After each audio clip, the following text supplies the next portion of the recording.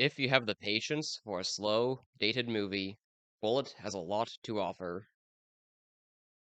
Bullitt is a 1968 cop flick starring the legendary Steve McQueen in one of his most famous roles. It was a huge hit and came early in a wave of gritty, leisurely paced, realism-focused crime thrillers that would last through the 70s. But how has this film been treated by time? Is it painfully outdated, or does it hold value today? The answer is somewhat complicated. Lieutenant Frank Bullitt is tasked by a rather slimy politician named Chalmers to protect a key witness in a hearing against a notorious criminal organization. During his partner's shift, the witness is attacked and mortally wounded, spurring Bullitt to track down the people responsible. Bullitt is a product of its time, which makes it a somewhat difficult viewing experience. This is most prominent in the pacing. Many action films from this time period are extremely slow, and Bullitt is no exception. Scenes drag on for long spans of time while barely progressing the plot. In some ways, this benefits the film, but when you have to sit through parts such as Bullitt and his girlfriend gazing at each other across a table while a jazz band plays, it gets tedious. This pacing doesn't ruin the movie. As I said, it is actually effective in places, but it is a hurdle for viewers to overcome, especially those not used to this style of filmmaking. The primary advantage of the pacing is its impact on a core quality of the film, the realism. Bullitt is dedicated to authenticity, or at least the appearance of authenticity. The slowness accurately represents the reality of police work, which entails much waiting and monotony between the excitement and danger. Additionally, the inner workings of police departments, and hospitals as well, are shown with a level of detail only possible with a relaxed pace. This realism is also maintained through the dialogue. There aren't quippy one-liners or impossibly poetic contemplations. The dialogue is straightforward, practical, and reflective of how real people talk. Being slow brings about another advantage whenever the action picks up. Because of how much waiting the audience has to do between action sequences, the excitement felt when things take off is vastly multiplied. Obviously, excitement created through a slow buildup will only work if the action is well handled, which is certainly the case in Bullitt. After the opening, there are only 4 action scenes in the movie, 3 featuring Bullitt: a shooting in a hotel room, a foot chase in a hospital, car chase, and a final confrontation at an airport. The hotel shooting is brief and bloody. It happens with little warning and sets the tone for the rest of the film. It also establishes the antagonistic force and raises the big mystery of the film. Why did the witness let his killers in? The hospital chase is the weakest of these sequences. Foot chases are commonplace in action films from this time period, and there isn't much special about this one. That being said, it retains strong tension, and, due to the gradual building of suspense before the chase, it feels quite thrilling in the moment. If you know anything about this movie, you know the car chase is one of the finest. It's been discussed endlessly and really speaks for itself, so I won't say much about it other than it's raw and real. Real cars chase each other on a real road while nearly colliding with other real cars. It's the kind of action sorely missed in current movies. The climactic airport sequence is another foot chase, but this time executed far better. The chase covers a wide area, putting Bullitt and his target in a good variety of circumstances.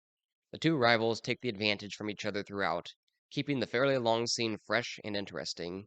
At the end is an excellent shootout, which completes this scene as a satisfying conclusion instead of an underwhelming successor to the car chase. The film's side characters, while simple, are interesting and well characterized. Even minor ones, like that taxi driver. Hey, it's Robert Duvall. Aw man, he's barely even in this movie. Anyway, the simplicity of the side characters works because the film is wholly focused on its title character, Frank Bullitt. He is fascinating to watch because he gives away little information about himself. He is quiet and reserved, no wisecracks, no introspections, just professionalism.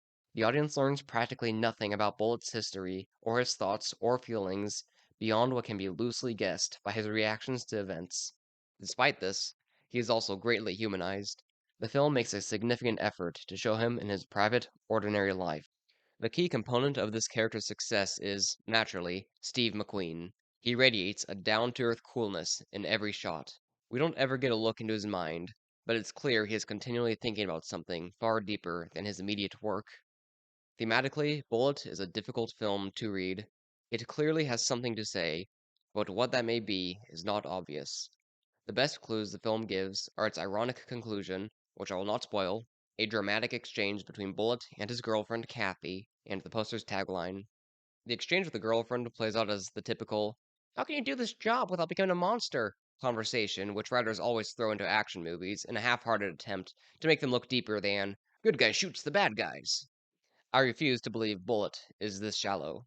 This scene provides our protagonist with an opportunity to open up a little and share something about himself, and help me analyze this film. But he characteristically responds with minimalist answers that neatly resolve the conversation without providing any insight. It is an odd thing to use a poster's tagline when attempting to dissect a film's hidden message, but I think there's something here.